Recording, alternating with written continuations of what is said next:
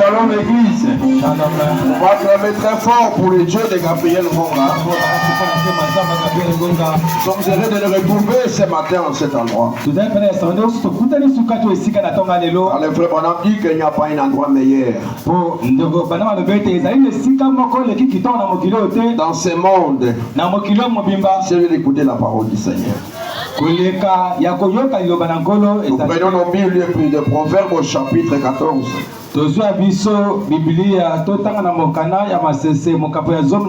Alors prenons les versets 26-27.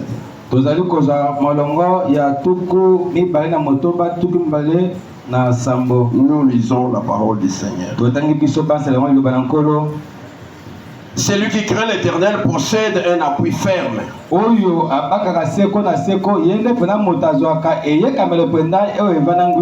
Et ses enfants ont un refuge auprès de lui.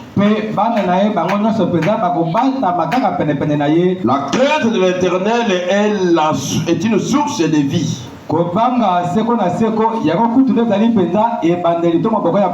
Pour détourner des pièges de la mort. Le Seigneur Dieu vient de dire ta parole. Qui vous bénisse aussi. Nous évoluons avec nos 3 recommandations que le Seigneur nous avait données de parler à cet endroit ici.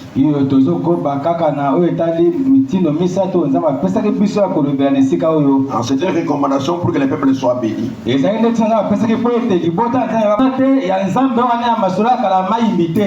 qu'on ne peut pas effacer l'histoire. À quoi nous servirait le Dieu de Maïmbi s'il n'est pas le même Dieu au surnaturel?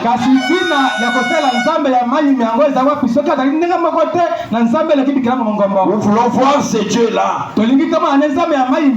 aussi bénir son peuple tel qu'il a dit. Parce que les choses qui empêchaient les enfants d'être bénis ici, c'était la manque de considération. Il n'y avait pas de respect. La vie de suivre et la haine. Comment tu peux bénir les gens avec de la haine? C'est pourquoi nous voulons ôter les charbons au-dessus de la mèche. Les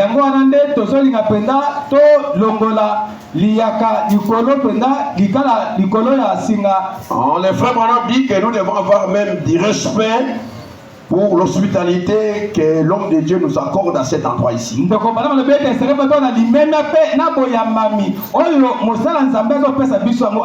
sommes dans le message: quelle maison me battriez-vous?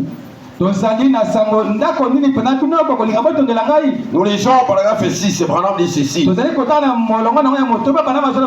Et quand vous prêchez dans l'église de quelqu'un d'autre, eh bien vous devez honorer l'hospitalité de cet homme de Dieu.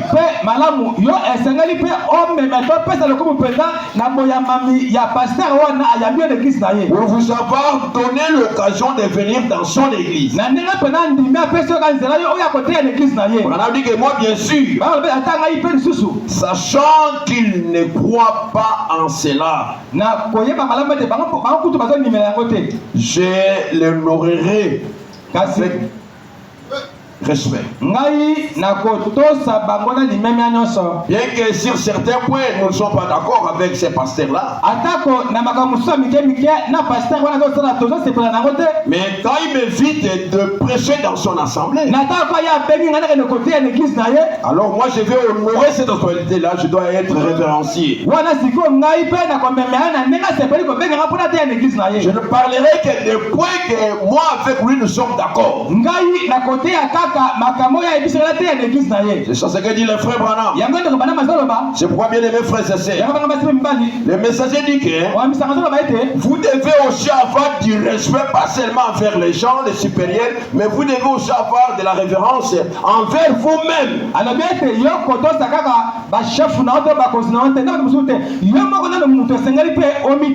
De la façon dont vous vous comportez. Votre conduite, les frères Branham disent ceci. Nous sommes dans les messages, le lieu de cet âge mauvais. C'est prêché le 1er août 1965. Nous sommes paragraphe 152, 185. Parce que chacun doit avoir de la révérence envers lui-même. Branham dit ceci. Perversion religieuse. Perversion chez les hommes. Les hommes ne savent plus à quel sexe ils appartiennent. Regardez les hommes ce matin sur la rue. Vous ne saurez pas ils appartiennent à quel sexe. Les cheveux dressés, avec des boucles d'oreilles. Vous savez la à quel sexe? Apprends pas de la perversion religieuse. Les femmes non plus. Les femmes non plus, soyez dans la seule frère. Elle se tiendra là en salopette d'homme, en pantalon d'homme, ou en petit short bizarre, des vêtements qui montrent chaque mouvement et met en relief chaque détail de son corps.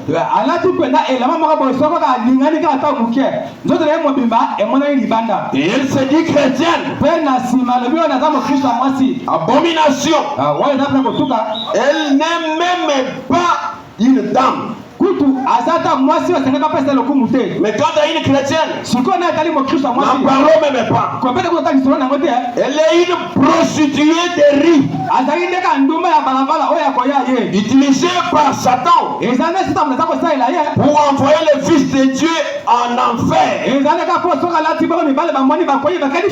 pour accomplir la parole que Jésus-Christ a annoncée devoir s'accomplir.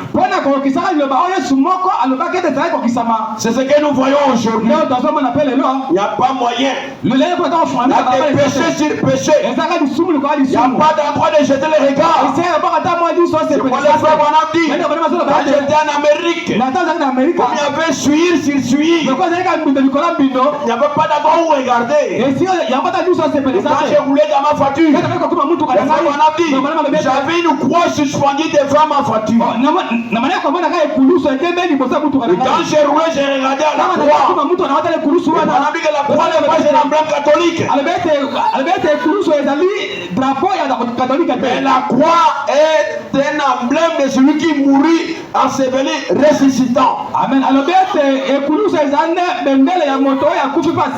Pas d'endroit pour jeter les regards. Tout le monde est sur la rue avec des vêtements sexy.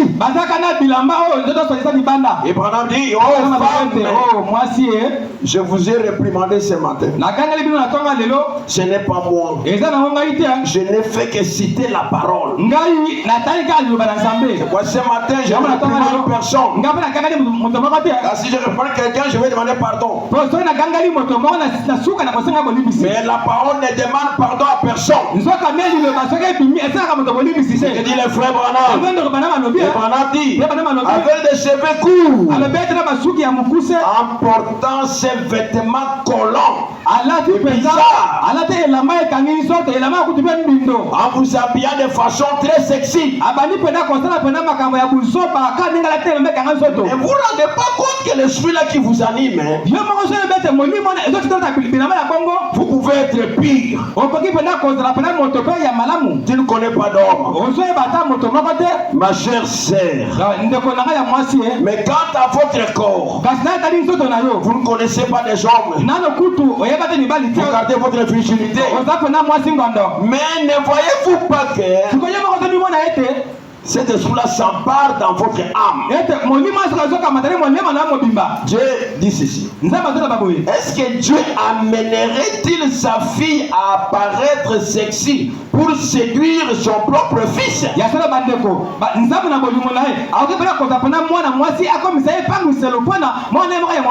Afin que son fils puisse combattre cette fille. Et pour que tous deux soient amenés à répondre à l'adultère ces jours-là.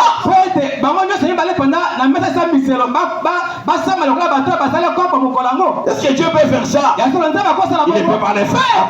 Il ne peut pas.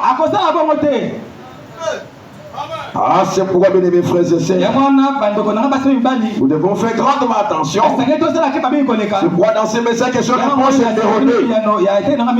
Ah, Branham dit ceci. Nous sommes au paragraphe 68. Vous souvenez-vous, vous les dames, il n'y a pas longtemps, on a fait ce qu'on appelait les jupes scandales.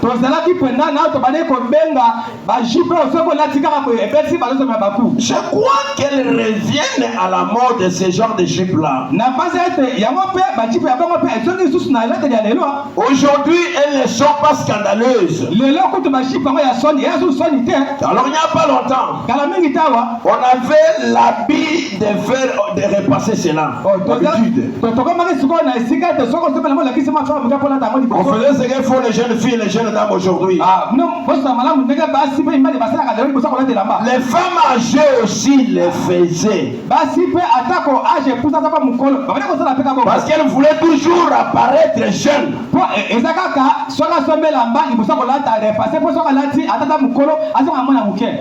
Je ne parle pas de vous seuls. Je parle des femmes du monde. Et leur jupe avait une fente d'environ 30 cm.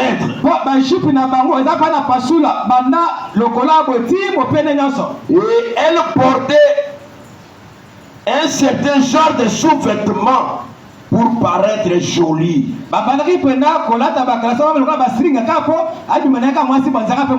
Lorsqu'elle fait un pas, ça va laisser voir les sous-vêtements et les dentelles. On a dit que c'était l'esprit de la prostitution qui vous anime.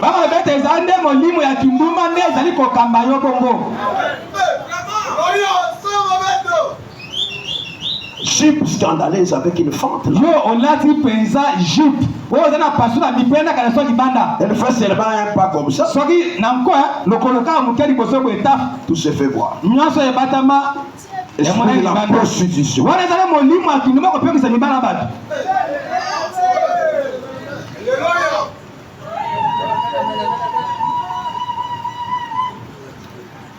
Ah, c'est le frère Branham, c'est pas moi.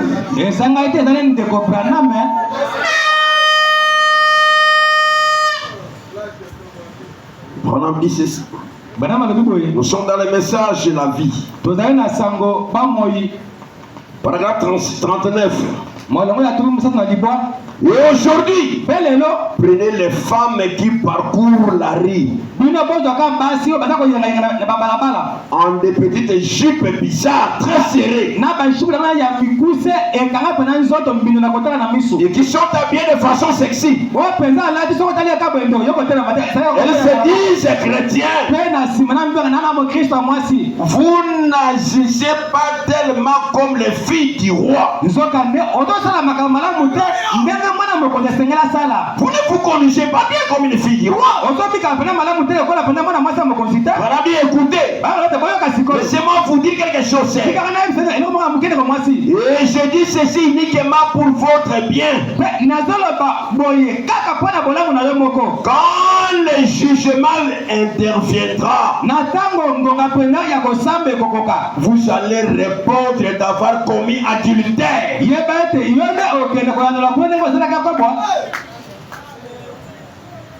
C'est pour votre bien ce matin, bien aimés frères et sœurs. Voilà, frère, madame, quand le jugement interviendra, vous allez répondre comme avoir commis l'adultère. Et c'est Dieu qui va gérer les impudiques et les adultères. Parce que dans votre vie, vous n'avez jamais connu d'homme. Mais votre habillement, vous allez me dire ce matin,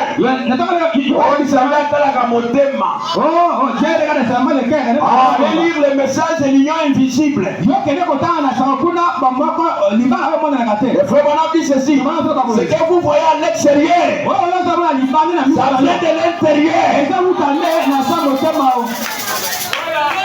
c'est dans Zambé ma camoté. Ah, toi, il ne faut pas tromper les choses pour dire.